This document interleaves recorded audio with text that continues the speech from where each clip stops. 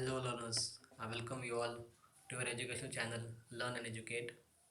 In the last lectures, we have studied about the term cost. Under that, section 35, cost. Cost has been made include the legal fees and expenses of witnesses incurred, legal fees incurred, and any other expenses in the relation with the proceedings. And the court will decide about the cost and at the direction of the court who will pay the cost, out of which property, and to what extent such cost is paid, and to give all the necessary directions for the purpose of the cost. The fact that the court has no jurisdiction to try the suit shall be no bar to exercise such powers. That the court does not have a jurisdiction, this rule will not have any limitations on the court to exercise the power of its implementing the cost. In section 35, we have learned about who will pay the cost, what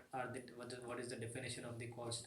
the conduct, in what respect cost will be incurred, is the conduct of the parties, and if the one party has been successful on its part, even though it has been wholly not wholly successful, if the party was frivolous counterclaim which related to delay, when a party has a reasonable offer but another party has unreasonably refused it, when whether a party has made a frivolous claim, a claim which is made to disturb the plaintiff's proceedings, to delay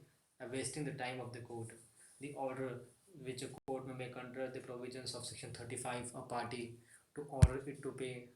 cost is a proportion of another party's cost, to pay the proportion of another party's cost, a stated amount in respect of another party's cost, cost until a certain date, interest on cost until a certain date, cost relating to the particular steps taken in proceedings, cost relating to a distinct part of the proceedings. Now continue with that series. Section 35.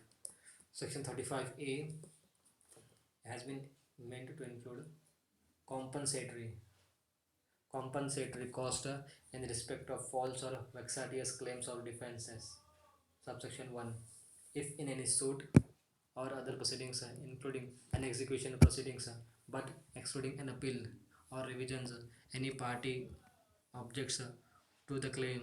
or defenses on the ground that the claim or defenses on any part as against the objections objected falls or vexatious to the knowledge of the party by whom it has been put forward, and as against the objector such claim or defenses is disallowed, abandoned, or withdrawn in whole or in any part, the court is with so things fit may record its reasons in right for holding such a claim or defenses which is false, may make an order for the payment to the objector or any other party by whom such claim or defenses has been put forward, or cost by way of a compensation. Subsection 2 states about no court shall make any such order for the payment of an amount exceeding 3000 rupees or exceeding the limits of its pecuniary jurisdictions, whichever amount is less, which provided further that High Court may limit the amount which may any court or class of courts is empowered to award as cost under these sections. Subsection 3. No person against whom an order has been made under this section shall by reasons be exempted from any criminal liability in the respect of any claim or defenses made by him. Any person, no person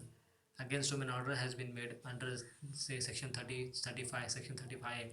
within the reasons be exempted from any criminal liability in the respect of any claim or defenses made by him.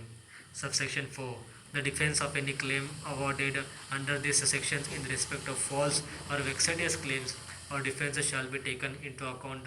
in any subsequent suit for damages or compensation in respect of such claim or defenses.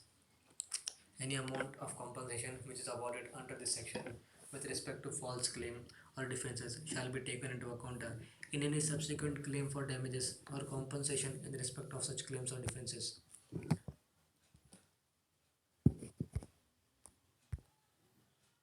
Subsection 2. The cost order to be paid under subsection 1 shall not, if paid, be included in the cost awarded in the decree passed in the suit.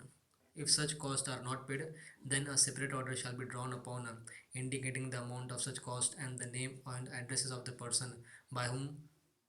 to whom means the cost which is payable and the orders are drawn upon shall be executable against such person. Up till now, we have said a few section in respect of which 35 section 35b relaxation.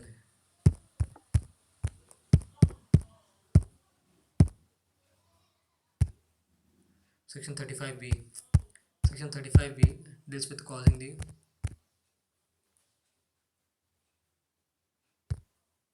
yes, provided that no person shall whom an order has been made under this section by reasons thereof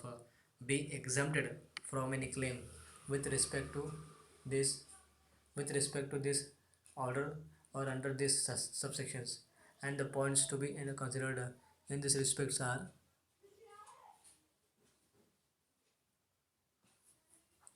no person against whom an order has been made under this subsection shall the reasons thereof be exempted. The amount of compensation awarded under this section with respect to the false claims or defenses shall be taken into account in a subsequent suit for damages or compensation. In a subsequent suit or damages for compensation, the amount with respect to any false claim made. Now let us to a different another section, section 35 under the same heading of cost, which has been included as causing cost for causing delay. Any activity done to cause a delay in the trial of the proceedings, the cost incurred with respect to that. Subsection 1. If on a day fixed for the hearing of any suit for taking any steps therein a party to the suit A fails to take the steps which he was required by or under this code to take on that date, fails to take the steps which he was required under this code to take on the date, such B clause B obtains an adjournment for taking such steps or for producing evidences on any other grounds. The court may, for reasons to be recorded, make an order requiring such party to pay to the other party such cost as would, in the opinion of the court, any cost which is in the opinion of the court reasonably sufficient to reimburse to the another party to reimburse to the other party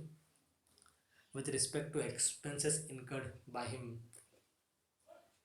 attending the court on that date, and the payment of such cost and the date next following the date of such orders shall be the condition precedent to the further prosecution of a the suit by the plaintiff where the plaintiff was ordered to pay the such cost, b the defense by the defendant where the defendant was ordered to pay such cost. A suit by the plaintiff where the plaintiff was ordered to pay such cost, and the defenses by the defendant where the defendant was ordered to pay such cost. Subsection 2 of section 35 states about the cost to